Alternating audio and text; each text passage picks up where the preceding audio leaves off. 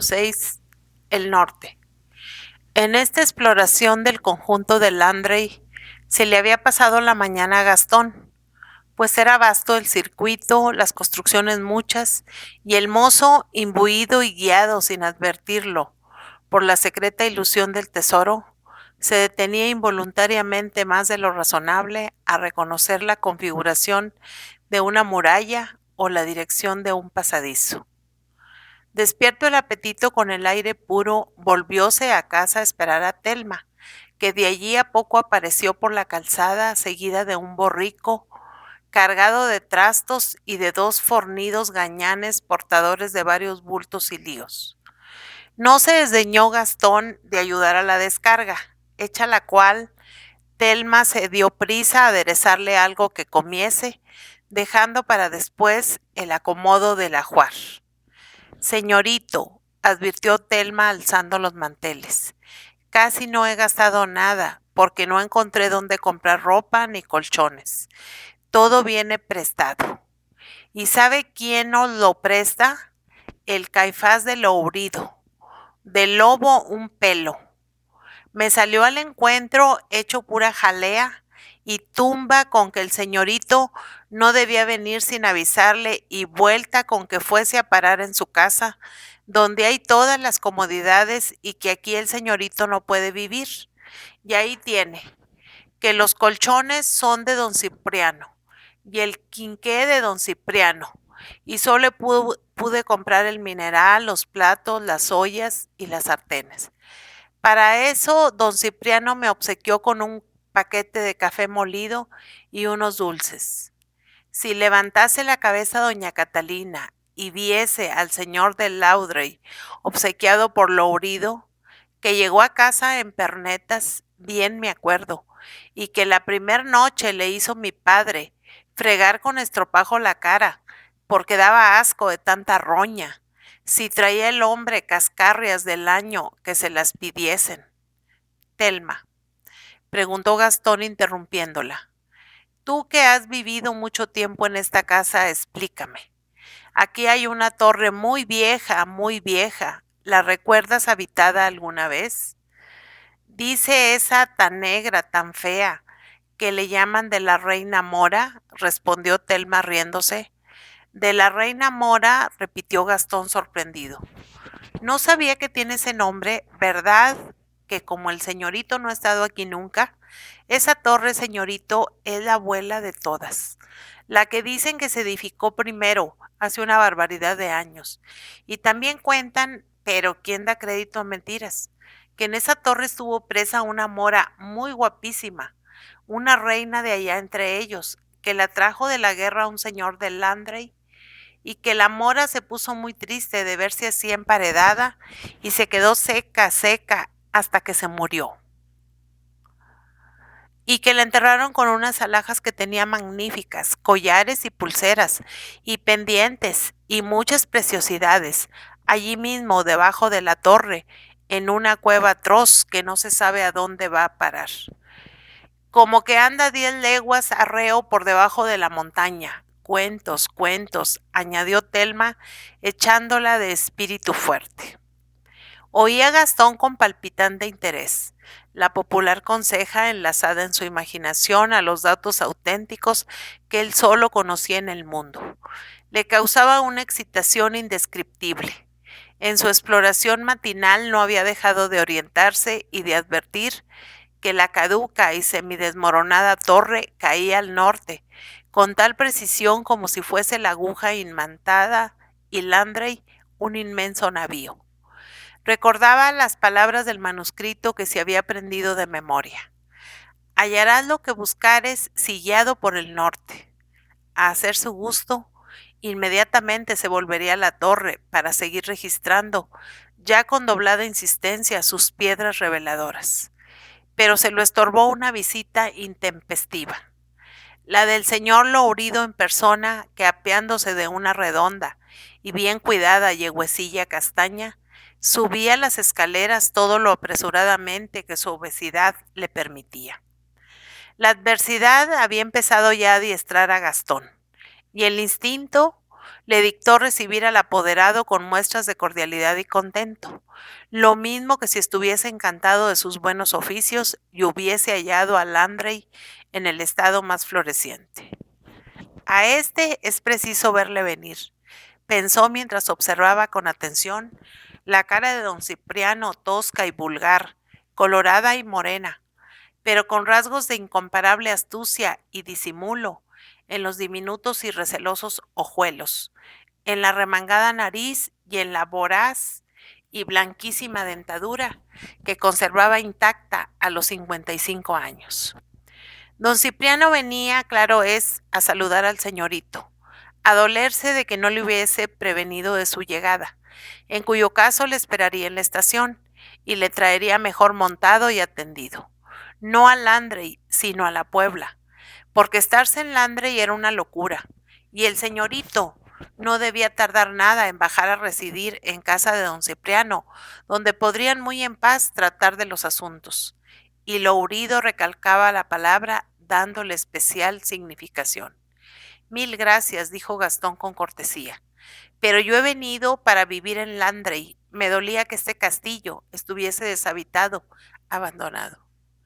Se han hecho en él muchísimas reparaciones, señorito, contestó precipitadamente el apoderado, y eso que no había ademán expresivo de refregar el pulgar contra el índice, yo no cesaba de remendar, y así diciendo señaló a la pared. Ya veo que allí se ha trabajado, declaró Gastón, pero en cambio las vigas de los techos parece que están arrancadas a propósito. Dijo estas palabras Gastón en tono chancero para que no sonasen a reprensión, y no pudo menos que sorprenderle el efecto que causaron en Lourido, cuyos ojos cautelosos e inquietos se revolvieron en las órbitas a estilo de los del ratón cogido en la ratonera y que no sabe por dónde salir. El señorito articuló al fin con voz turbada. No sabe lo que es una casa vieja. Allá por las tierras donde anduvo el señorito, las casas son nuevas. Piensa el señorito que las vigas son de hierro. Los años pueden mucho, las vigas se caen. Ya lo sé, respondió Gastón diplomáticamente. Comprendo bien que habrá usted tenido que luchar con 1000 dificultades. No, si no es que me queje, al contrario, tengo que darle a usted las gracias por todos los trastos que hoy me envió. Si no es por usted, no duermo entre sábanas. Créame, el señorito, insistió Lourido ya más sereno. Véngase a la Puebla y no viva más entre polillas y ratas. En mi choza no carecerá de nada. Ya me han dicho que tiene usted la mejor casa del pueblo, murmuró Gastón, y se le envidio. Pero por ahora quiero estarme entre estas paredes ruinosas. El castillo está cayéndose. Si el señorito piensa hacer obras, mírelo bien antes, indicó Lourido, porque le tiene que costar miles y miles de pesos. Ya hablaremos de esto, señorito, porque usted ignora muchas cosas de que yo le puedo enterar y le conviene. Antes de dar paso ninguno, el que llega de fuera viene con los ojos cerrados. Sería una lástima meterse en trifulcas. Ya bajaré a la Puebla a tratar de eso con usted, repuso Gastón, disimulando la ironía. Y crea que sin su acertadísimo y amistoso consejo, no emprenderé nada. En efecto, estoy a ciegas.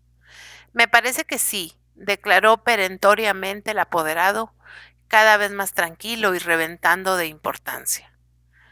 Prolongáronse visita y ofrecimientos hasta muy entrada la tarde, y Gastón por aquel día renunció a curiosear sus dominios, acostóse con las gallinas y madrugó al día siguiente, saliendo cuando la aurora principiaba a dorar las cimas del hemiciclo de montañas que por dos lados circunda a Landray.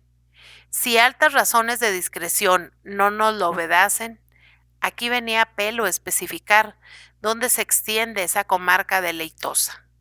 Pero sea lícito decir que Landray está situado en la falda de una de las sierras en que expiran entre los cabos Ortegal y Finisterre, las últimas ondulaciones apenas sensibles de la cordillera cantábrica. Gastón, al dirigirse tan de mañana a la torre, Llevaba el propósito de trepar hasta su mayor altura y dominar el panorama completo. No sin trabajo consiguió salvar las gruesas piedras y los escombros hacinados ante la puerta, y muy arañado de manos saltó al interior. Era mayor allí la ruina. Trozos enteros de pared, desmoronándose, habían atascado la sala baja, siendo muy arduo reconocer su forma. Gastón ascendió por los escombros hasta poner el pie sobre una de las piedras salientes donde se sostenía la escalera y la armazón del piso. Aprovechando este auxilio y las mismas desigualdades de la pared, y no sin riesgo de caer de cabeza sobre los derrumbados sillares, cogiéndose a las plantas parásitas que cedían bajo su mano, y con una audacia loca, logró llegar a donde aspiraba, a la ventana del último piso de la torre. Ya en ella pudo acomodarse con toda seguridad, pues el hueco de la ventana con sus dos poyos formaba una especie de gabinete y ofrecía asiento seguro en su antepecho. El elegante marco de la esbelta ojiva encerraba un cuadro maravilloso. Gastón al pronto sintió mareo. La torre por aquel lado se fundaba en escueta roca que descendía al río, si no tajada, al menos en rápido declive. Natural defensa que no habían desaprovechado los fundadores. Al fin se serenó Gastón, familiarizándose ya con la altura, y requirió sus gemelos marinos, de los cuales viajando no se separaba nunca. Graduólos y se recreó en el paisaje. La sierra apenas dibujaba en lontananza 6 crestas blandas de un violeta suave, como el de un collar de amatistas, y al pie de la torre el río, uno de esos ríos gallegos profundos y callados que ni se secan ni se desbordan. Iban ensanchando su curso hasta desembocar en el mar, formando antes la apacible ría que baña el arenal de la Puebla, reluciente a los primeros rayos del sol como polvillo de oro. La línea del mar era de rosado nácar con vetas de azul turquesa, y los grandes bosques en la vertiente de un verdor fino primaveral. Una paz encantadora, una alegría juvenil ascendía de la naturaleza que parecía salir de un embalsamado baño de rocío. La Puebla la veía Gastón tan distintamente con su caserío blanco, de techos rojos entreabiertos a manera de abanico de 5 varillas.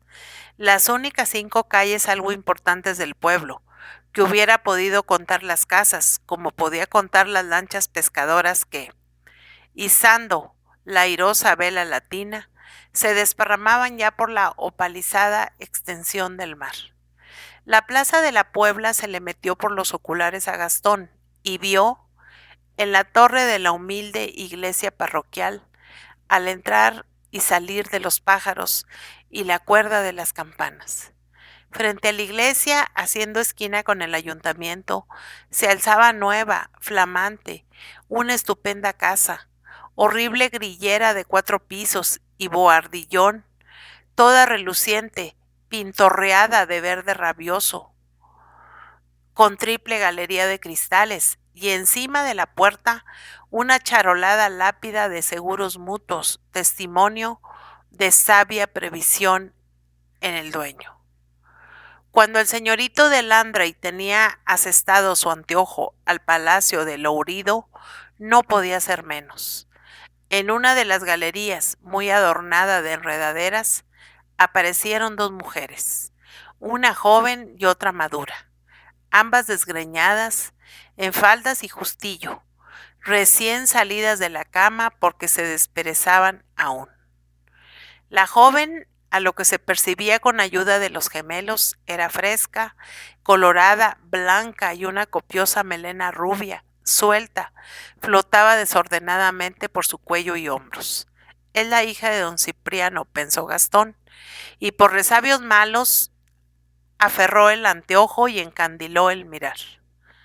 Una mímica expresiva de las 2 mujeres indicó que discutían y se enzarzaban.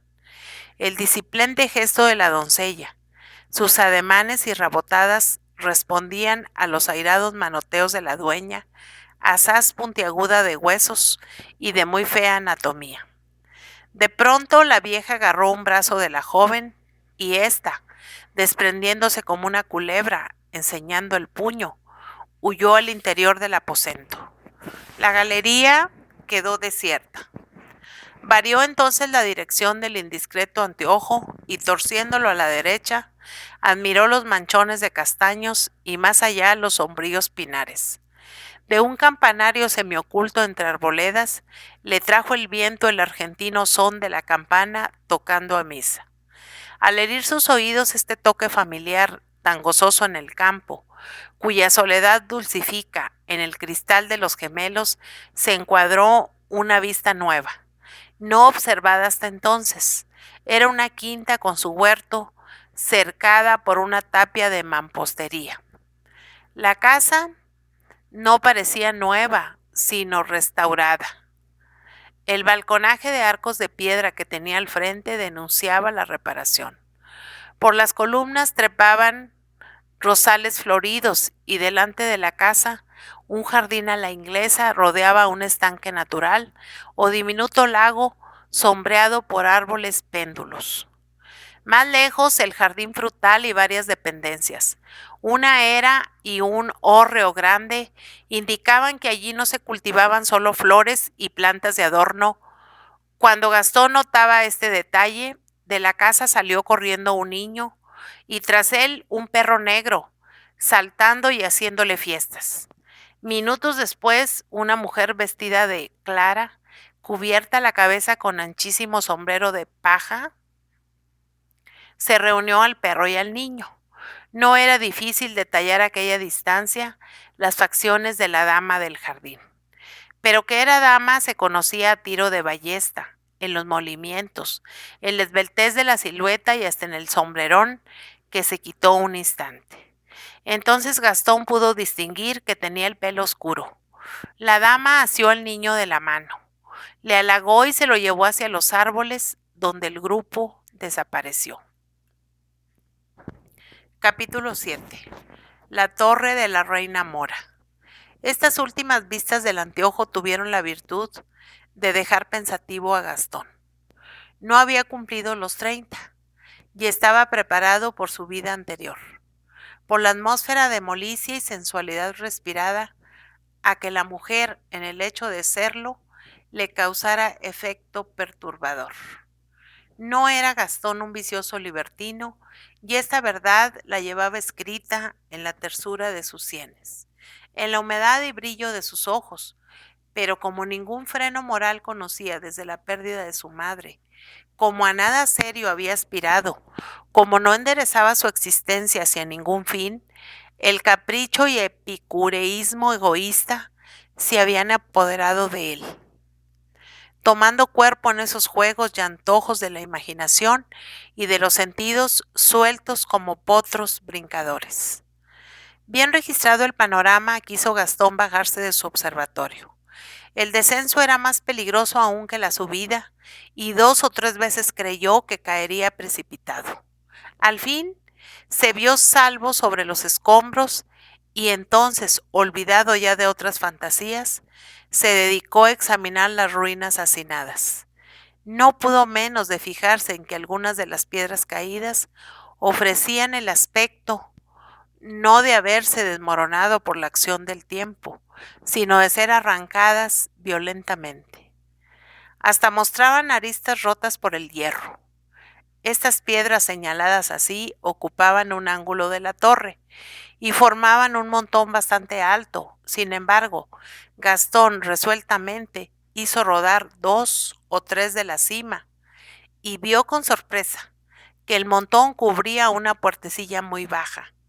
Apartó más piedras, descansando cuando le fatigaba aquel trabajo rudo, y después de mucho bregar logró descubrir de la puertecilla lo bastante para dar paso al cuerpo de un hombre. Mal como pudo, por ella se coló, encontrándose en un pasadizo angosto, abovedado, torcido, en declive, y tan bajo de techo que Gastón lo seguía encorvándose hasta la tierra. Pronto terminaba el pasadizo en el primer peldaño de una escalera de caracol de piedra, no menos estrecha y angustiosa. Bajóla Gastón encendiendo fósforos, pues la oscuridad era completa y por la dirección de aquel conducto juzgó que debía de hallarse a la izquierda de la torre, hacia el castillo propiamente dicho. Hasta 21 peldaños contó Gastón, y al concluir de bajarlos desembocó en un aposento subterráneo, sin rastros de ventilación y de luz, redondo y abovedado también. No podía dudar que fuese un calabozo, el impasse de la torre feudal. Gastón había oído hablar de estos impasse, creyendo siempre que solo existían en la imaginación de los novelistas y de los arqueólogos, y al encontrarse en aquel lugar donde supuso que habían languidecido los enemigos del poderoso señor de Landray, se estremeció profundamente. Repuesto y encendido otro fósforo, examinó la mazmorra, movido por un interés que ya nada tenía de humanitario. Descubriría allí, por felicísima casualidad, el camino que seguían los antiguos, la veta que guiase hasta el filón áureo del tesoro. Fosforito tras fosforito, Gastón reconoció las paredes y el techo que tocaba con la mano. Una vegetación verdosa, húmeda, resbaladiza, cubría las piedras, pero no había en ellas señal de abertura, de reja, de argolla, ni de ninguna otra particularidad de las que indican una entrada secreta. Los sillares eran gruesos, sólidos, bien trabados, y el pavimento tampoco presentaba nada de anormal. Raso como las paredes, sin indicio de trampa o sumidero, golpeó Gastón por todos lados y no sonó a hueco. Entonces, fatigado ya, con las yemas de los dedos abrasadas, desanduvo el camino y salió a ver el sol, a respirar libremente. Rióse de sí mismo, pues no había entrevisto en su fantasía el tesoro. Sentóse en los escombros y, cogiéndose la cabeza entre las manos, concentró el pensamiento en la hipótesis. Todas las fuerzas de su inteligencia se pusieron en juego, solicitadas por el problema de que dependía su porvenir. ¿Existía en realidad el tesoro? No aquí ni allí, sino en alguna parte oculto, difícil, pero no imposible de encontrar. ¿O era solo delirio de un moribundo y una reclusa? Y si no deliraban, si en efecto el tesoro se depositó en algún escondrijo del castillo, no lo había descubierto nadie durante los 60 y pico de años que la mansión de Landray llevaba entregada a manos pecadoras. Aquel don Cipriano Lourido, ave de rapiña cebada en el cuerpo de sus amos, ¿no podría haber olfateado las enterradas riquezas? Al ocurrírsele esta probabilidad, Gastón se fijó en ella. Herido por un destello luminoso, recordó las vigas arrancadas, las paredes recebadas de nuevo, las piedras de la torre removidas a mano y amontonadas como para disimular la puerta. Y estas señales extrañas le pareció que demostraban con elocuencia la sospecha que germinaba en su espíritu. Si Lourido no descubrió el tesoro, por lo menos lo ha buscado, discurrió con lógica. ¿Será esa la explicación de su fortuna y el cimiento de aquella casa tan maja en la plaza mayor de la Puebla? Otra vez repasó en la memoria las palabras del papelito amarillento. Hallarás lo que buscares. Con la ayuda del plano quemado por doña Catalina, debían de ser clarísimos los pocos y enigmáticos renglones. Faltando el plano, un logogrifo, Lourido no tenía ni plano ni el papelito siquiera. Le llevo una ventaja, dedujo Gastón, y si no acierto es que seré doblemente torpe que él. Volvió a recordar la misteriosa cláusula. Si guiado por el norte siguieres el camino que seguían los antiguos, en peligro de muerte. ¿Cuál podía ser el maldito camino? Se golpeó la frente Gastón. Una mina que permitiese a los moradores del castillo sitiados, y no pudiendo resistir, huir por ignorado subterráneo y salvarse. Una mina. la mina que las gentes del país prolongaban 10 leguas y donde creían sepultada a la reina Mora. ¿De qué manera encontraría la mina? Por 2 sitios podía intentarse, o desde el castillo mismo o donde desembocase, a orillas del río o en la montaña. La única indicación algo exacta era la de guiado por el norte. Al norte estaba la torre Vetusta y de ella tenían que arrancar las exploraciones. Sin embargo, el calabozo no ofrecía resquicios. La obra subterránea del torreón moría allí. Volveré con una linterna, un pico y una pala, pensó Gastón, que lejos de desalentarse sentía crecer su engreimiento. Engolfado en tales propósitos, le sorprendió un ruido a sus espaldas. Eran 2 voces, una infantil, otra muy timbrada de mujer, que discutían. Antes de que se diese cuenta de nada Gastón, un niño como de 8 años saltó por las piedras hacinadas en la puerta, a riesgo de torcerse un pie, y con agilidad vino a caer al lado de Gastón, que le amparó con los brazos, le sostuvo y le libró de un descalabro cierto. La mujer exhaló un chillido y trepó impetuosamente por las primeras piedras en seguimiento de la criatura, y Gastón corrió en su auxilio gritando: «Cuidado, señora, que esas piedras ceden, apóyese usted». Ningún caso hizo la señora del ofrecimiento. Ligera como una corta, salvó el montón de ruinas y brincó al otro lado, palpando al niño con ansiedad, segura ya de que no se había hecho daño alguno. Volvióse a Gastón diciendo: «Mil gracias. Si no es por usted, este diabólico». Mirábala Gastón de hito en hito, sorprendido de la aparición. Tenía delante a una mujer que representaba de 26 a 28 años, alta y bien proporcionada, de gentil presencia. Su traje, singular en aquel rincón del mundo, era el que prescribe la moda a las excursionistas. Una falda de tartán escocés a cuadros verdes y azules bastante corta, polainas de paño sujetando fuerte y holgado, zapato de cuero y gabancillo de alpaca azul, recto y flojo, sobre el cual un cuello vuelto de batista sin almidonar dejaba libre la garganta. Esta era morena y mórbida, y remataba en una cabeza que no podía llamarse hermosa, pero sí expresiva y agraciada. El sol y el aire habían dorado la tez, y sus tonos de ágata fina aumentaban la luz de los garzos ojos y la frescura de la boca limpia y grande.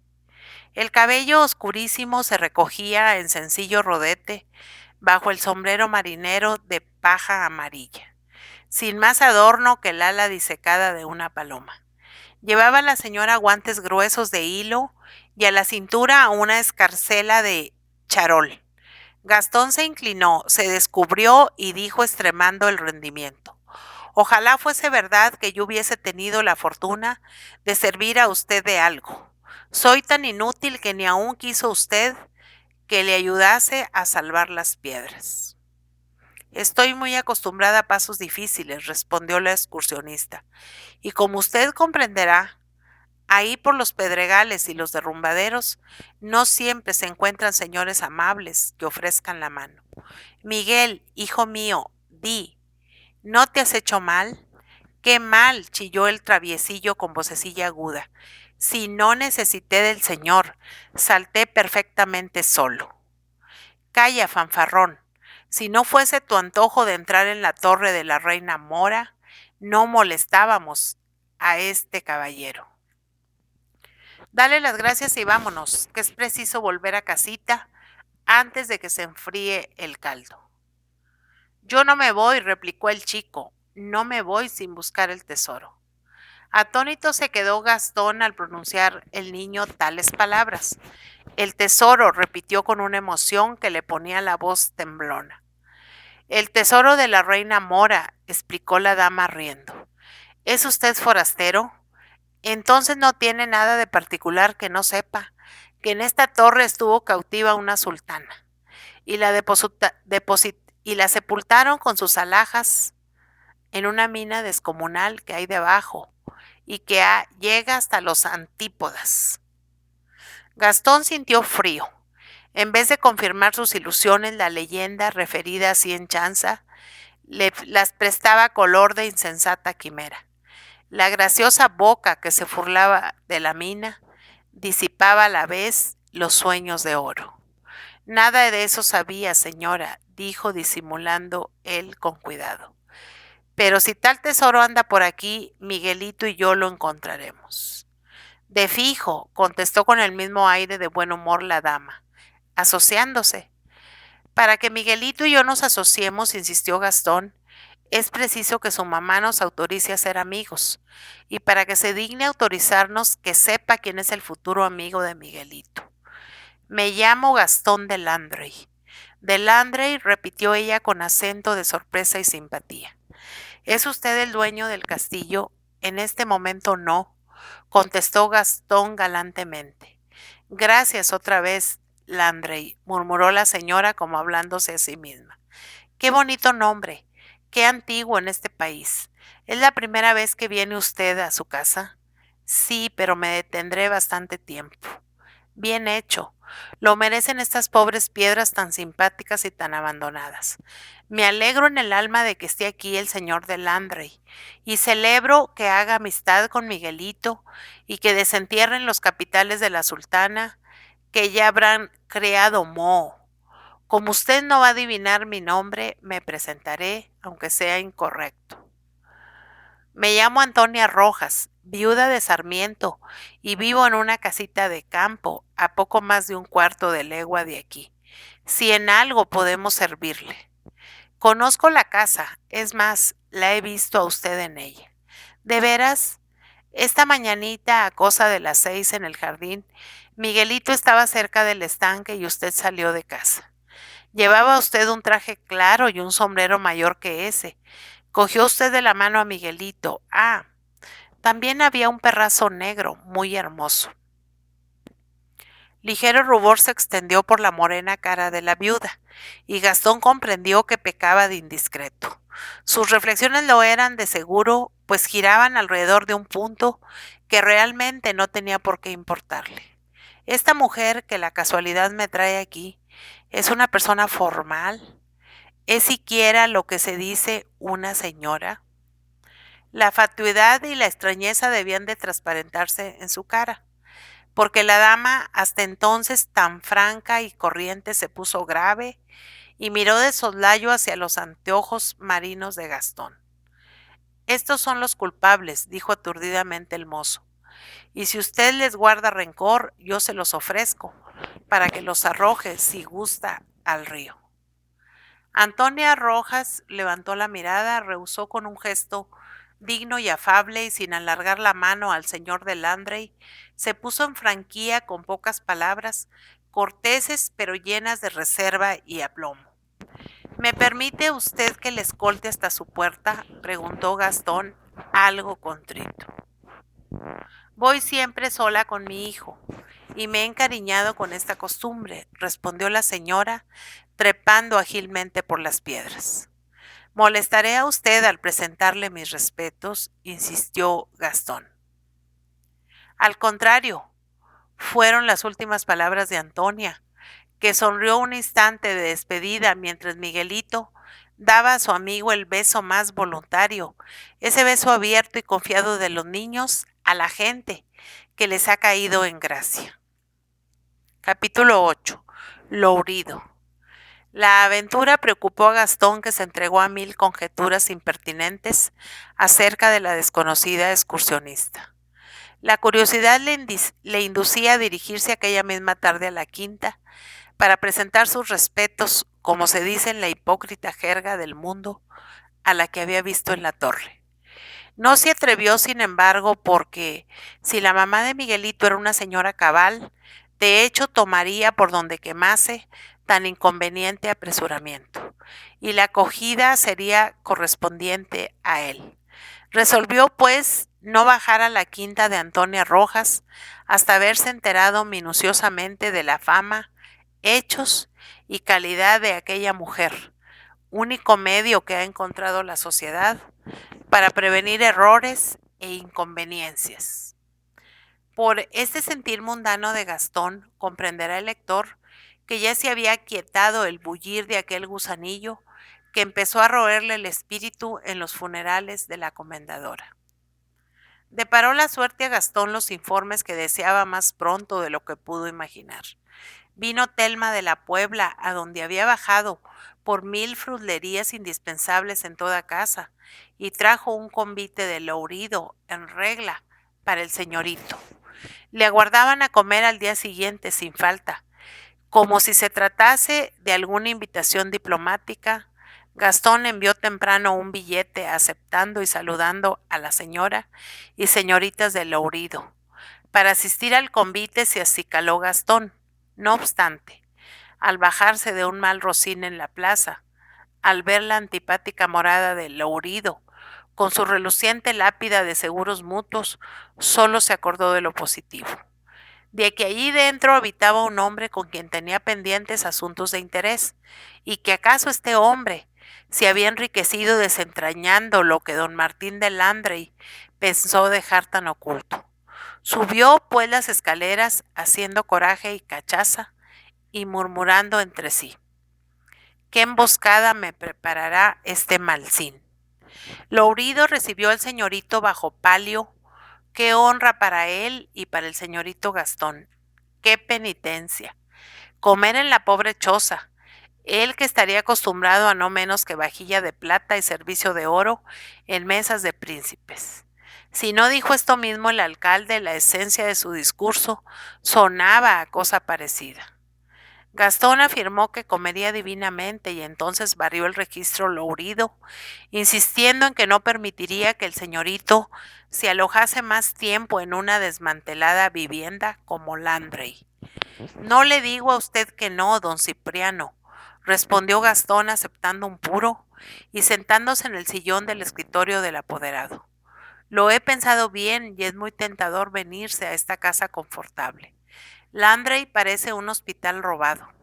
Solo que no me decidiré mientras no arreglemos los asuntos. Quisiera hacerme cargo del estado en que se hallan mis intereses por aquí. Como usted corre con esto, mejor es para los dos que hablemos de una buena vez. Alabado sea Dios, respondió el alcalde de la Puebla revolviendo los sagaces ojillos. No hay descanso como tratar las cosas así de pe a pa. Con aplazamientos no hacemos nada.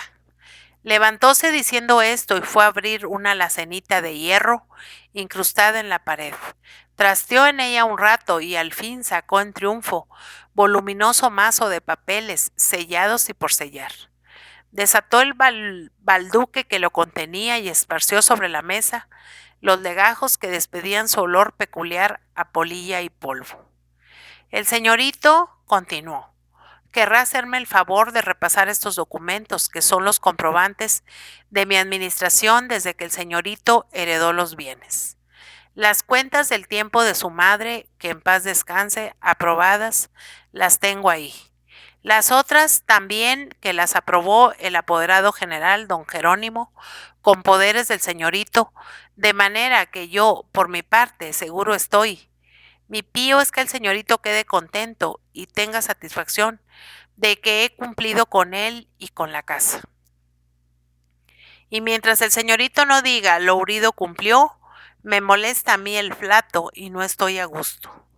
¿Dice usted, interrogó Gastón, que don Jerónimo aprobó esas cuentas año por año? Ahí obra su firma redonda como un sol, contestó Lourido hojeando con viveza los papeles. Y sepa el señorito que la casa de Landrey tiene conmigo un crédito, un creditucho, poco, una cochinada. Verá los comprobantes, verá.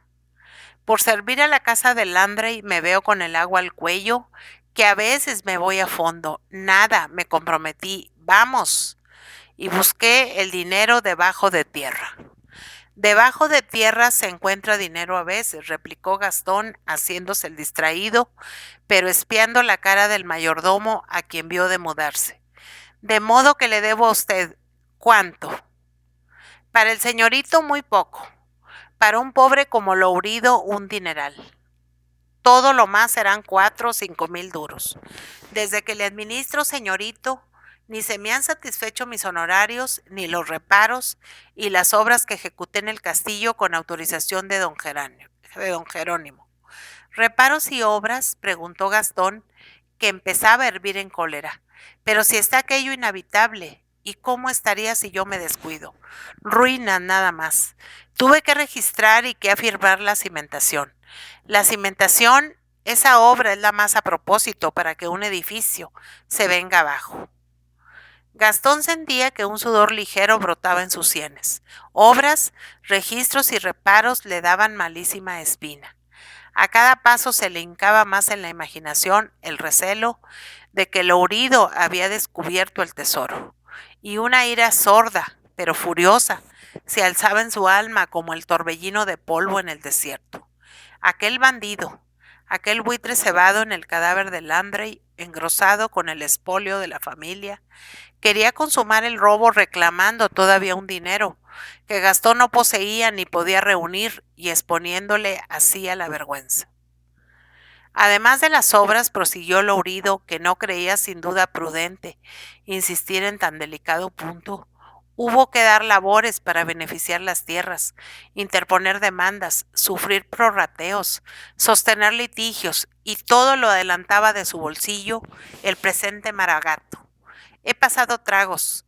Si no fuese que sabía que el señorito dejar no me dejaba descubierto, porque cada uno necesita de sus pobrezas, y por falta de esos cuartos estoy yo boqueando, fuera el alma, como la sardina, cuando la sacan del copo. Realizando un esfuerzo heroico, Gastón se dominó. Pues por hoy me es imposible satisfacerle a usted esa deuda, declaró resueltamente. El señorito tiene una manera muy fácil de pagar, indicó felinamente Lourido. Con que me ceda el señorito las tierras del Landry, que al fin nada le valen. Y el señorito ni se fije en ellas, porque el señorito ya se ve, anda por Madrid y por Francia y esto poco le interesa, que es un rincón. Las tierras del Landry, repitió Gastón sintiéndose palidecer bajo la ofensa de la proposición, pero conteniéndose porque veía un rastro de luz y quería seguirlo. Ya sé que me meto en un perro negocio, solo que, como el señorito no puede pagar y a mí me hacen falta los cuartos, tan cierto como que somos hombres, por salir los dos de esta mala andadura, las tierras y el castillo. Lourido bajó los párpados para que no se trasluciese la llama repentina de sus ojos diminutos y, colorado de emoción, contestó reprimiéndose. Ya se sabe, aunque el castillo no vale un ochavo, pero el que merque las tierras, el castillo ha de mercar. Quien lleva la vaca, lleva la soga. ¿Sabe usted? Repuso Gastón, a quien el instinto dictó entonces una conducta salvadora y maquiavélica, que merece pensarse la proposición. Yo realmente no tengo gran empeño en conservar estas paredes ruinosas. Con todo, darlo así en pago de una deuda. Mi interés me aconseja, si es que lo vendo, sacarlo a subasta y el que más me ofrezca. Ya ve usted solo las rentas. Ay, el señorito se va a llevar chasco. Cuando uno quiere vender es cuando nadie compra. No cree el señorito que Rothschild le daría más que el presente Maragato. Si el señorito piensa que es poco, ¿por qué no diga que no guardo consideración a la casa? Un par de miles de duritos más, y eso que me ahorco, me ahorco. Gastón iba, sin duda, a responder cuando sonaron a la puerta voces de mujeres jóvenes. Papá, papá, decían en dos tonos diferentes. El uno, afectadamente fino y salamero. El otro, natural y cariñoso. Entren, niñas. Hicieron irrupción en el despacho y Gastón se levantó y saludó hasta los pies a las dos señoritas del alcalde. En la primera, la del pomposo vestido azul con cintajos amarillos, la del crespo moño, la de la enharinada tez, reconoció Gastón a la que se desperezaba tan de mañana en la galería, y pensó que era lástima que se hubiese tomado el trabajo de componerse, porque era realmente guapa y lozana, y el ridículo adorno la echaba a pique. Si me permitiese pasar un plumero por esa cara bonita, emplastada de polvos de arroz. La otra muchacha, modestamente vestida de hábito del Carmen, era de exigua estatura y cara macilenta, y cojeaba mucho, apoyándose en una muleta corta. Esta se llama Florita, dijo Lourido presentando a la enharinada con mal encubierto orgullo. Y esta Concha, añadió señalando a la de la muleta. La pobrecilla padece, pero no he perdido el buen humor, declaró espontáneamente la coja, riendo con ingenua amabilidad. Media hora después Gastón ocupaba en la mesa de don Cipriano el puesto que los anfitriones juzgaron de honor.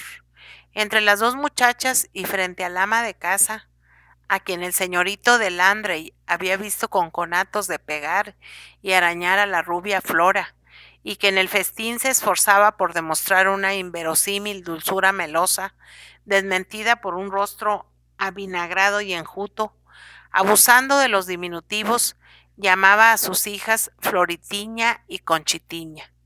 Hablaba sin cesar hasta causar mareo de lo inferior de su comida y del gran sacrificio que hacía Gastón en aceptarla, así como de los méritos y habilidades de sus niñas, sobre todo de Flora. Gastón supuso que la coja era uno de esos seres que las familias no delicadas sacrifican, posponiéndolos siempre a otros más guapos y sanos, y sin querer se interesó por la muchacha, ocupándose de ella más que de Florita, que estaba colorada de despecho. Su deseo de atraer la atención del señorito era tan visible que le servía, le ofrecía aceitunas y dulces, y ella misma quiso ponerle el azúcar en el café, a lo cual la animaban expresivas ojeadas de su madre y densas carcajaditas de su padre, que, olvidado al parecer de asuntos, deudas y adquisiciones, se mostraba hecho un almíbar con Gastón. A través de los incidentes de la comida, Gastón no perdía de vista ni un instante a su desconocida de la torre de la reina Mora. No sabía cómo traer la conversación hacia ella, y al fin lo hizo por el medio más elemental, diciendo con indiferencia aparte: ¿Conocen ustedes a una señora de Rojas que tiene un niño muy travieso? Ayer les he encontrado visitando la parte más arruinada de mi pobre castillo. Como tocadas por una corriente eléctrica saltaron Flora y su madre. Vamos, ya se le metió a usted por los ojos la viudita, dijo la esposa de Lourido en tono de compadecer a Gastón. Eso era de N. No, protestó Gastón sin empeño. Me parece que esa señora no contaba con mi presencia. El chiquillo se entró corriendo en la torre donde yo estaba. ¡Ay, el chiquillo! Intervino Flora remedando irónicamente el acento de Gastón. Sí, sí, al chiquillo le tiene ella bien enseñado. Mujer, exclamó Concha sublevada, no sé cómo dices eso. Es de mala conciencia pensar ciertas cosas. Pero ustedes creen, dijo Gastón aparentando candidez, que fueron a la torre solo para encontrarme. Hubo un dúo de risas malignas. Concha se quedó seria. Vaya, aunque usted es de Madrid, parece bien inocente, declaró la mamá con dejos de hiel en la voz. Los hombres, ninguno ve ciertas cosas por más de que salten hacia los ojos. Y al decir esto la alcaldesa agitaba sus dedos esqueletados. Además, continuó Flora quitándole la palabra a su madre. La viuda es muy larga, muy trucha. Engaña a Lisurgo con aquella marcialidad y aquel que se me da a mí que gasta. Vamos. ¿Es una mujer de mala conducta? Interrogó Gastón como si le convenciesen. No, señor, gritó Concha sin poderse contener. Hace las caridades que puede y va a la iglesia, que yo lo veo, mucho más que otras. No le haga caso a esta papulita, advirtió la madre, tragándose con los ojos al testigo benévolo. Esta, como no hace más que rezar y oír misas, piensa que todos son santos de palo. Y la de Rojas es una santa mocarda, de mala conducta. Puede que ahora no sea, pero el diablo sabe lo que hizo en vida del marido, cuando rodaba allá en el extranjero, que mismamente parecían el judío errante. Así dieron el trueno gordo, que ella triunfó y gastó como una emperatriz. Y entonces él, desesperado ya, el pobrecillo, ¿qué quería que hiciese? Se mató. ¿Se suicidó el marido de esa señora?, preguntó Gastón, esta vez impresionado. Ya lo creo, gritó la dueña triunfante. 2 tiros se pegó en la barba y en el cielo de la boca. Ya ve usted qué principios tendrá ella, que anda por ahí, como si tal cosa, alegre. Después de 6 años, advirtió Concha, pues bien triste y bien enferma estuvo. El bruto y el mal cristiano fue él, ella no. ¿Querían que también ella se matase? Para que el marido hizo la acción porque descubriría algún enredo de la mujer, declaró la señora de Lourido. Y por otra parte, no tenían ya sobre qué caerse muertos, agregó Lourido. Ella está miserable como las arañas. Miserable sí, contestó Flora, pero tan romántica como siempre. Unos trajes y unos sombreros, no sé si ese modo de vestir será elegante. Raro parece. Y las faldas tan rabicortas, qué descaro. Pero mujer, si es para andar por el monte, arguyó la defensora impaciente y acalorada, ¿habría de llevar cola? Si yo no fuese coja, me vestía como ella. Estarías bonita, que te aproveche. A mí la de Rojas me parece un guardia civil. Aquí llegaban de la discusión cuando entró un galancete, el juez municipal, muy rizado a hierro y muy soplado de cuello y puños, declarado aspirante de Flora, y Gastón aprovechó el momento para cambiar de conversación porque ya sabía cuánto le importaba. Con esto pasaron del corredor a la sala de recibir, en cuya consola se ostentaba un soberbio reloj de mármol y bronce y 2 candelabros del más puro estilo imperio. Os reconozco, pensó el señorito de Landry. Os reconozco, reliquias de mi casa, testimonio de la rapacidad de este buitre. Ahora quiere que lo principal siga lo accesorio y se propone que el castillo haga compañía al reloj. Distrajóle de estos pensamientos Flora, preguntándole si tocaba el piano, solo para buscar cháchara y que rabiase de celos, aparte el juez municipal. Y Gastón, que era sujeto abonado, se prestó admirablemente al juego. Capítulo 9. Iniciación. Con más impaciencia que antes deseaba Gastón el momento de saludar a Antonia Rojas, que ya tenía para él los alicientes del misterio. Y pareciéndole que al tercer día no es incorrecto visitar a una señora a que lo permite, escogió las primeras horas de la tarde y se echó a adivinar el camino por no buscar guía que le condujese. Sin gran trabajo se orientó y llegó al pie de la tapia, encontrando de par en par la verja que cerraba el portón. No era cosa de meterse como Pedro por su casa, y al mismo tiempo no veía a nadie, cuando de entre un macizo de flores salió disparado el niño, tendiéndole los brazos y el corazón en ellos. Vaya, por fin vienes. Chillaba la voz aguda y fresquísima. Pero cuánto tardaste. Yo quería ir ayer a buscar contigo el tesoro y no me dejó mamá. ¡Qué gusto! He de enseñarte mis cabritas. Otelo, no ladres, tonto.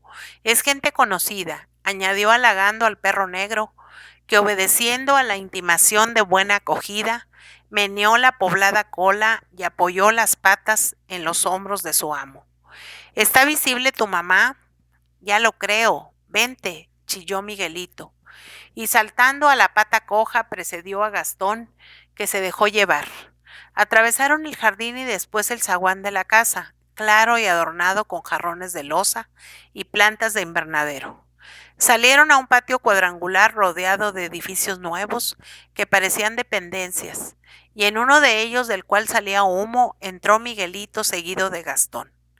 La luz que penetraba en el vasto cobertizo por una serie de altas ventanas alumbró un espectáculo original. En medio del cobertizo, cerca de una cocina baja, donde borboritaba enorme caldero y al pie de un tonel que despedía espeso vaho, estaba Antonia, ataviada de un modo bien diferente que el día en que Gastón la había conocido. una falda de percal claro y un cuerpo de manga corta, resguardados por cumplido delantal de Oxford a rayas blanco y cereza, un pañolito de seda roja atado a la curra, con la gracia picante de un tocado criollo, componían el traje de la señora. Los brazos, morenos de un modelado suave y vigoroso a la vez, se agitaban sobre el tonel humeante, derramando en él el contenido de un frasco de cristal. Una moza aseada y robusta, enarbolando la pala, esperaba el momento de revolver la lejía. Porque fuerza es decirlo, aquella decoración no era más que fondo para la humilde operación casera de colar la ropa. Gastón esperaba un chillido, una protesta, una ojeada de cólera al niño. Quedó chasqueado. Lo que hizo Antonia al darse cuenta de la sorpresa fue reír espontáneamente. No nos pidamos perdones, señor de Landry, dijo sin alterarse, porque sería cuento de nunca acabar. Por mi parte está usted perdonado. Miguelito, mira, hijo mío, ya sabes que las visitas se las lleva a la sala. A este no, declaró Miguel. Este no es visita, que es un amigo, y le llevo a ver las cabras. Sí, las cabras. Y mamá, añadió Antonia plácidamente, espéreme usted en la sala o en el jardín, hasta dentro de un instante. Gastón obedeció de mala gana. La viuda, encendida, con el pañuelo picaresco y el traje de mecánica, le había parecido de perlas, mejor 100 veces que en la torre. Por su gusto reemplazaría a la moza de pala, ayudando a revolver la ropa en el tonel. No hubo más remedio que dejarse llevar otra vez por Miguelito y admirar los brincos de dos chivitas blancas, prisioneras en el traspatio, al pie del hórreo, porque no dejaban cosa a vida en la huerta ni en el jardín. Al cabo dieron fondo en una sala baja a la cual se accedía por el zaguán, y donde muebles modernos y antiguos, cuadros viejos y grabados ingleses, un soberbio piano de cola, producían un conjunto familiar de tonos íntimos y artísticos a la vez. En los jarrones había flores frescas y en el centro de la sala un acuario de salón de reducidas dimensiones, muy bien cuidado. Estaba lleno de pececillos y curiosos moluscos y zoolitos que Miguelito enseñó con orgullo a su amigo. Yo he de ser marino, como mi abuelito, declaró la criatura, y ya sé lo que hay en el fondo del mar. Estos pescaditos venían en la red, ¿sabes? Y mamá y yo vamos a ver cómo la sacan, y recogemos lo más bonito. Nos divertimos tanto, mira, mira, ese es el erizo. ¡Qué espinas! No se les puede poner la mano.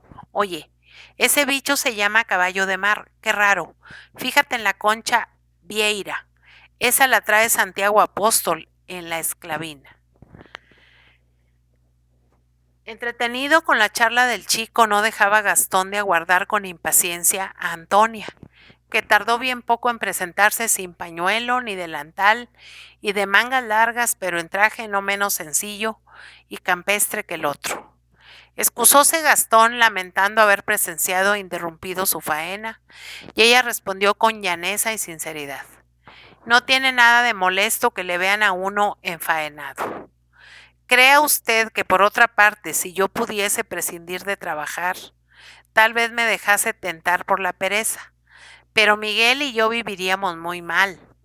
No soy rica y me gustan las cosas refinadas, de limpieza y de cuidado. ¿Qué voy a hacer? Sino presenciar o ejecutar en persona. Aquí dejan a la ropa a lavarla, un color moreno poco simpático. Con mis químicas logro que salga muy blanca. La costumbre y no la virtud me va aficionando ya a estos trajines, o por lo menos no se me hacen cuesta arriba como al principio. No hay mejor que tomar con buen ánimo las labores y las obligaciones. Se hace uno amigo de ellas. Necesitaría algunas lecciones de usted para aprender esta filosofía, que bien la necesito, dijo Gastón. Esta filosofía, como usted la llama, respondió Antonia festivamente, tiene uno que enseñársela a sí mismo. ¿No existe maestra? Preguntó con intención el señorito de Landry. Sí, señor. Conozco una maestra de eso, murmuró Antonia, cuyo movible rostro cambió de expresión y se nubló. Una maestra muy dura, la desgracia. Entonces ya puedo yo ser discípulo, declaró Gastón con asomos de melancolía. Hubo un momento de silencio. El giro confidencial del diálogo desagradaba sin duda a Antonia. Miguelito salvó la situación cogiendo a su madre de la mano y empeñándose en que había de ver Gastón la casa y el jardín en sus menores detalles. Así como así, este paseo del propietario es inevitable. Antonia, sonriendo, declaró al levantarse para cumplir el capricho del niño. El trago de una vez. No le perdonaremos a usted ni las lechugas ni las zanahorias. Recorrieron en efecto la casa, el jardín, el huerto y las dependencias. Era la casa irregular en su forma, muy cómoda y desahogada interiormente, y por el aseo y el orden parecía uno de esos primorosos cottages de las inmediaciones de Londres, en los cuales se vive a gusto. Y cada hora del día acarrea un goce honesto y sano, del cuerpo de la inteligencia. Las habitaciones revelaban en su distribución un sentido especial de la realidad, de las necesidades que imponen una vida solitaria y la educación de un niño. Y Gastón vio con interés el cuarto de estudio, sus mapas, sus libros de estampas, sus cajas de geometría, sus cuadernos, todo sin manchas ni hojas rotas, todo regularizado, como pudiera estarlo en un colegio bien entendido.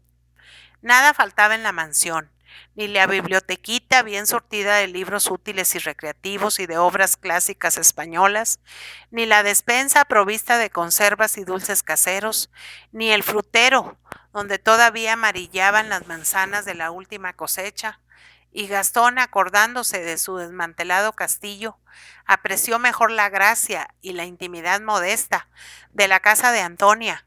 Del huerto se había sacado también todo el partido imaginable. Los cuadros de legumbres parecían canastillas de flores por lo bien cuidados y dispuestos. Los árboles revelaban una poda inteligente y el establo, que albergaba 2 vacas con sus ternerillos, no se veía menos limpio ni barrido que la sala. Entre las dependencias descubrió Gastón una diminuta lechería, forrada de azulejos, digna de Holanda, por lo exquisitamente pulcro de sus tazones, jarros y tanques de metal. Y como le elogiase calurosamente, Antonia se paró y dijo con entusiasmo: Ah, es que esta lechería me ayuda a vivir. Es una rentita que no descuido yo ni un minuto.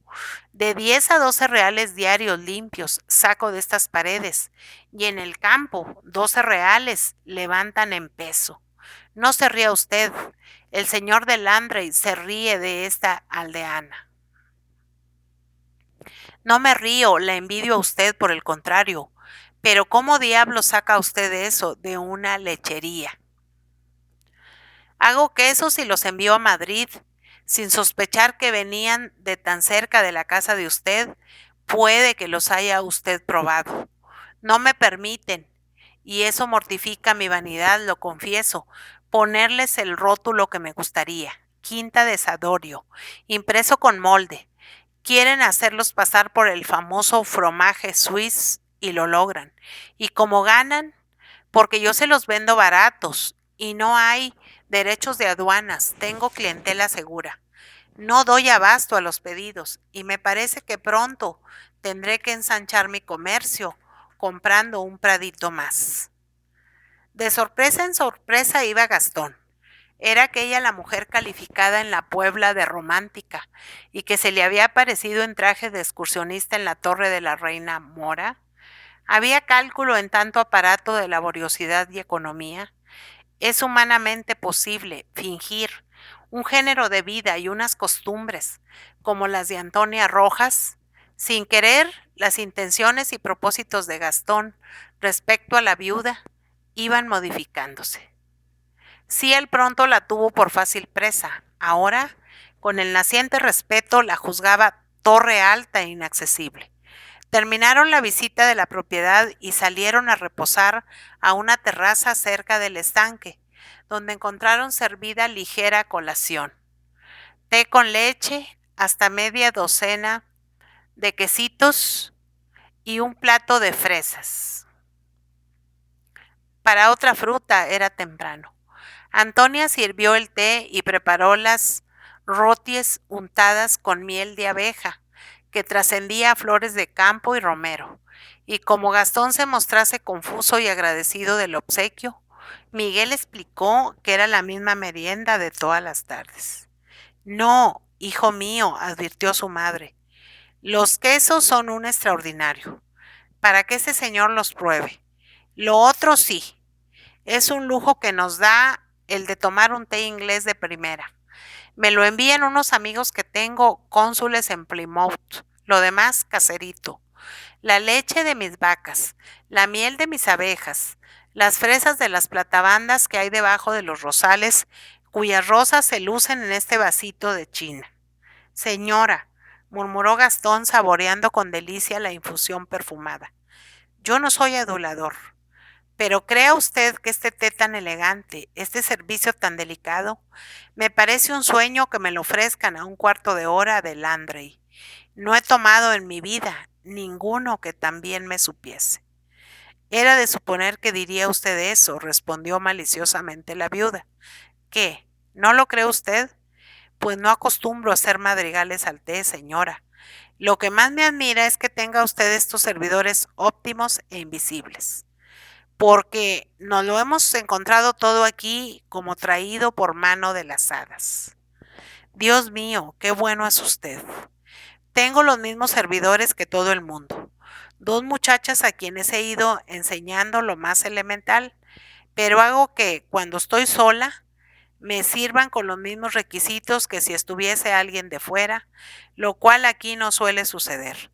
Y por eso, sin que me haya escabullido para mandarlo, usted ve una servilleta planchada y unas cucharas que relucen. Gran misterio. Lo que no me explico es que nadie proceda de otro modo.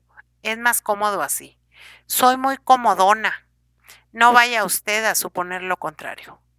Gastón se sentía, sin comprender por qué, feliz. Sabíale a gloria la refacción y el aire perfumado de esencias de flor que bañaba sus sienes, le refrescaba el espíritu. Hubiese querido prolongar aquella visita una semana. También se hallaba en el jardín de Antonia. La conversación, desviándose ya de los temas de la vida práctica, rodó sobre 1000 asuntos diversos. Se habló de viajes, de música y hasta de arquitectura.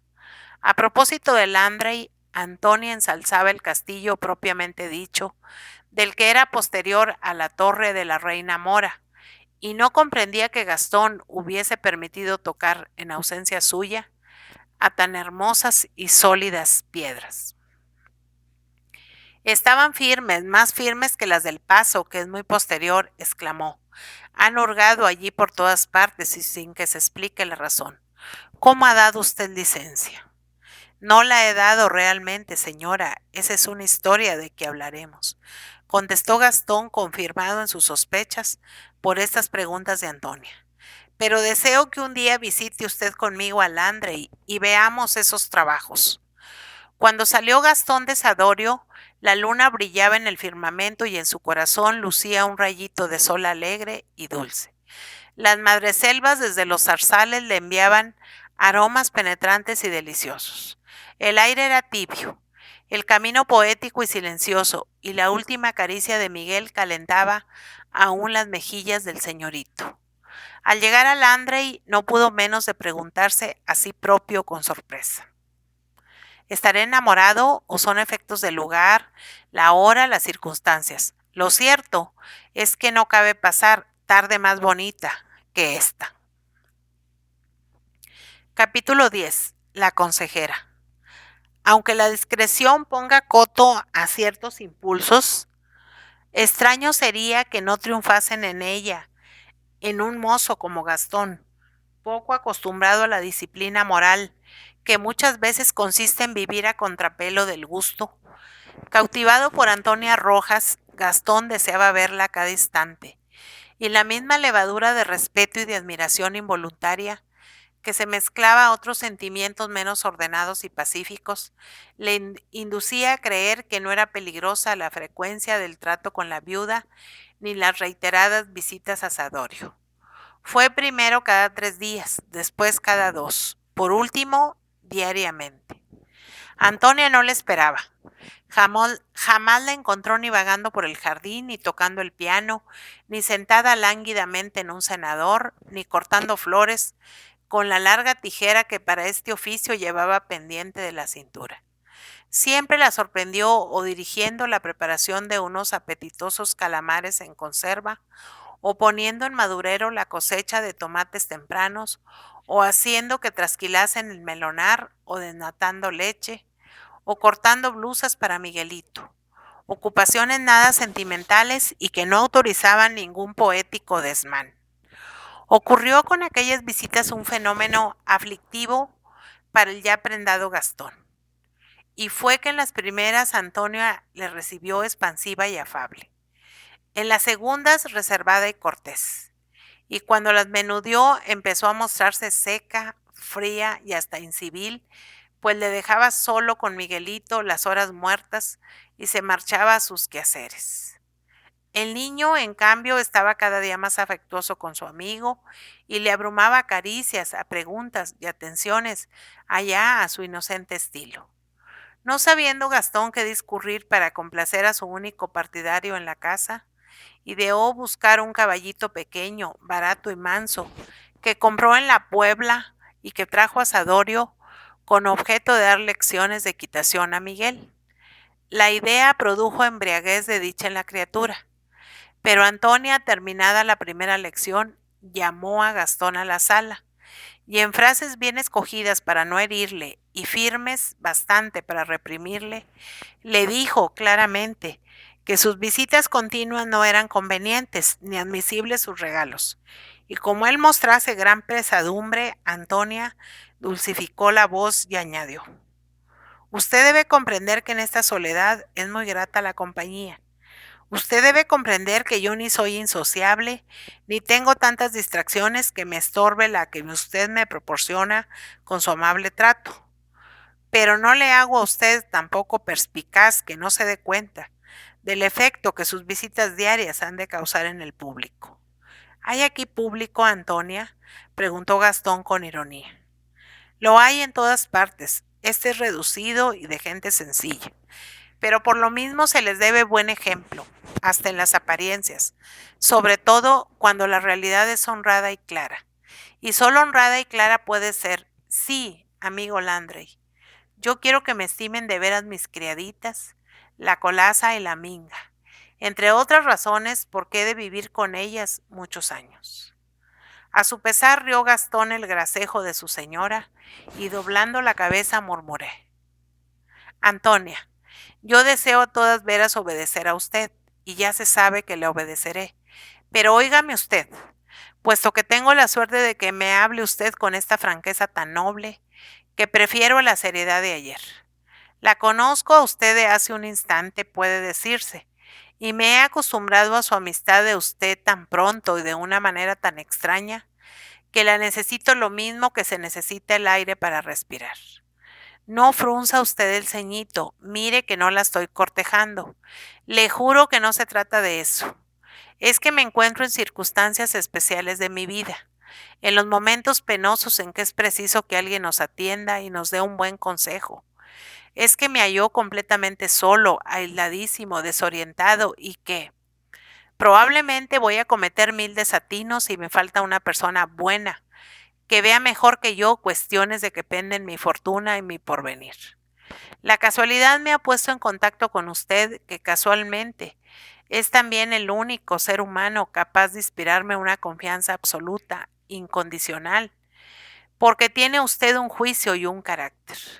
Bien, al caso, interrumpió Antonia atajando la alabanza. Si se trata de prestarle a usted servicio, es diferente. Aquí estoy. Pues acepte usted por algún tiempo el papel de confidente y consejera mía. Aceptado, declaró la viuda sin vacilar. Yo seré su confidente y consejera, pero eso no implica que usted venga aquí a menudo. Vendrá usted una vez por semana o menos, si no es preciso. Me resigno, suspiró Gastón. Vendré los sábados como los sábados o los domingos como el lavandero.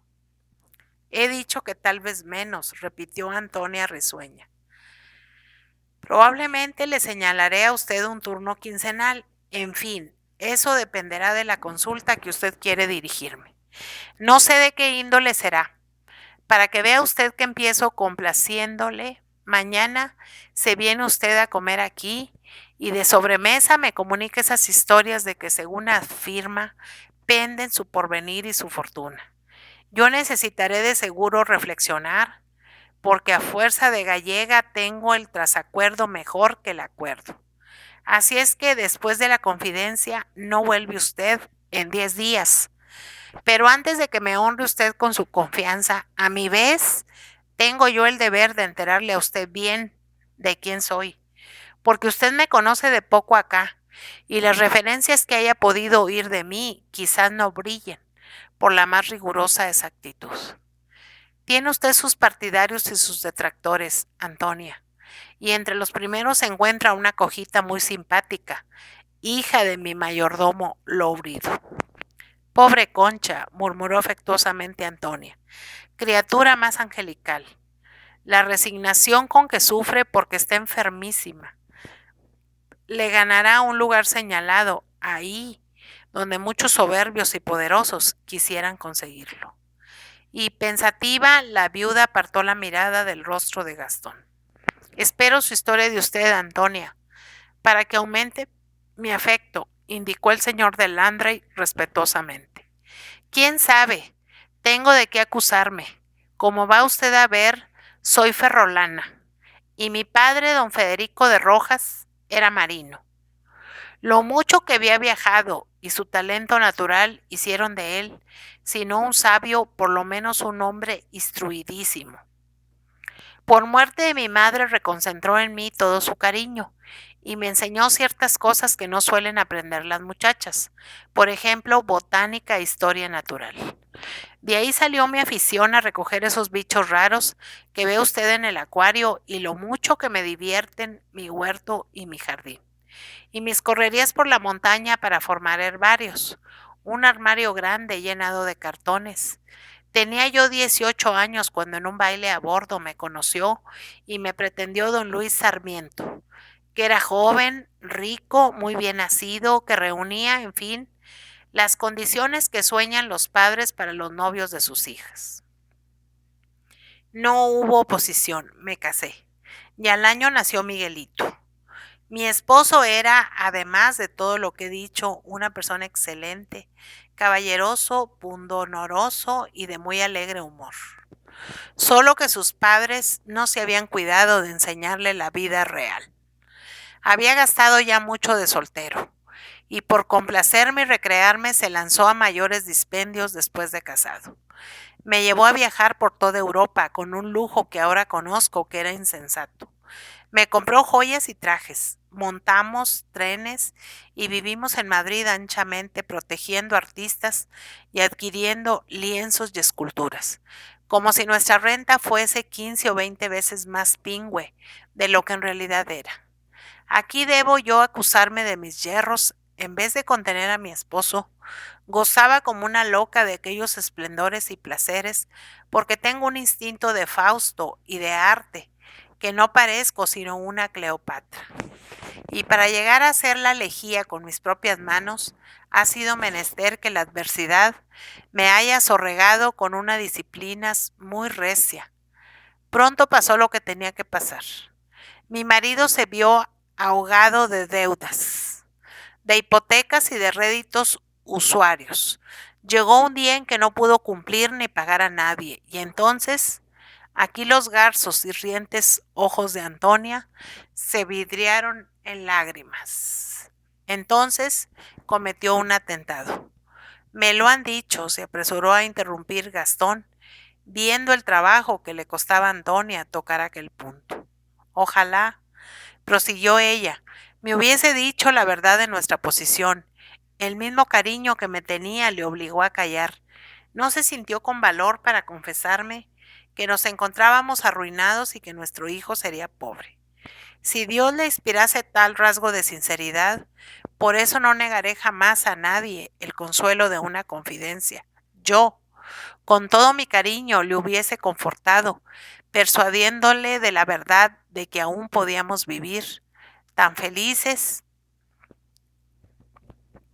Haríamos lo que hice después: vender todo, desprendernos de todo, cumplir con los acreedores y retirarnos aquí en paz. La desgracia le ofuscó y le hizo olvidar que era cristiano, jefe de una familia, padre de un hijo a quien debía el ejemplo de la resignación y de la fortaleza. Nada me dijo, no se fió de mí, me cerró su corazón, no me miró como amiga. ¿Y sabe usted por qué? Por culpa mía. Porque él no podía ver en mí más que a una muchachuela sin seso, aturdida con las galas, las diversiones y los goces del mundo y de la riqueza. ¿Ya ve usted cómo no me falta de qué acusarme? Suspiró hondamente la viuda y recobrándose y secándose los ojos con el pañuelo, prosiguió. Un solo consuelo tuve, y si no es por él, creo que aquella catástrofe, en vez de costarme la salud por algunos años, me cuesta en el acto la vida. Su hijo de usted, dijo echándose a adivinar Gastón. Eso no es consuelo, eso es yo misma, respondió Antonia. No. El consuelo, y bien grande, fue que mi esposo vivió aún 3 horas después del atentado y no perdió el conocimiento. Y tanto le rogué y tanto le besé la cara y las manos en esas 3 horas, que se arrepintió, se confesó y murió absuelto. El silencio que siguió estas palabras tuvo algo de magnético. Parecióle a Gastón que acababa de descubrir el alma de Antonia, fuerte porque era creyente. Sus ojos iluminados de fervoroso entusiasmo hicieron bajar al suelo los de la dama. Después dijo precipitadamente a fin de cortar aquella corriente súbita. Me vi envuelta en 1000 dificultades para desenredar la pequeñísima hacienda que le quedaba a mi hijo. Vendí mis alhajas, mis encajes, hasta mis vestidos y abrigos de pieles y terciopelo. Vendí los coches, los cuadros, los barros, los tapices y los muebles. Y por supuesto la plata y las vajillas. Cuanto era de lujo se vendió, creo que malbaratado. Pero en tales naufragios siempre sucede así. Hay que darle su parte de botín al mar. Yo recordaba que esta casa de Sadorio había sido reparada y aumentada por orden de mi marido, que todo cariño a las paredes que le habían visto nacer, y aquí me refugié y aquí vivo desde entonces, aprovechando la baratura del país y los recursos de economía doméstica que proporcionan el huerto y los prados. Miguel se cría robusto y yo disfruto comodidades que tal vez no poseía en mis épocas de derroche. ¿Lo duda usted? En Madrid no teníamos bosques, ni extensos jardines, ni flores frescas a toda hora, ni el pescado del mar a la sartén. Sepa usted que hasta economizo. Vaya, junto unos ahorrillos para cuando Miguel tenga que ir a seguir carrera y yo me vea precisada a acompañarle, lo cual haré para que no se desaliente o se corrompa. Ese día que tendré que dejar a Sadorio, me parece que lo sentiré mucho. Me he acostumbrado a esta libertad y a esta calma. Fácilmente sacaríamos de aquí una moraleja por el estilo de las máximas que escribía Miguelito en sus primeras planas. Después de los palotes, amando el deber o convertirme en placer. Ya sabe usted mi vulgar historia.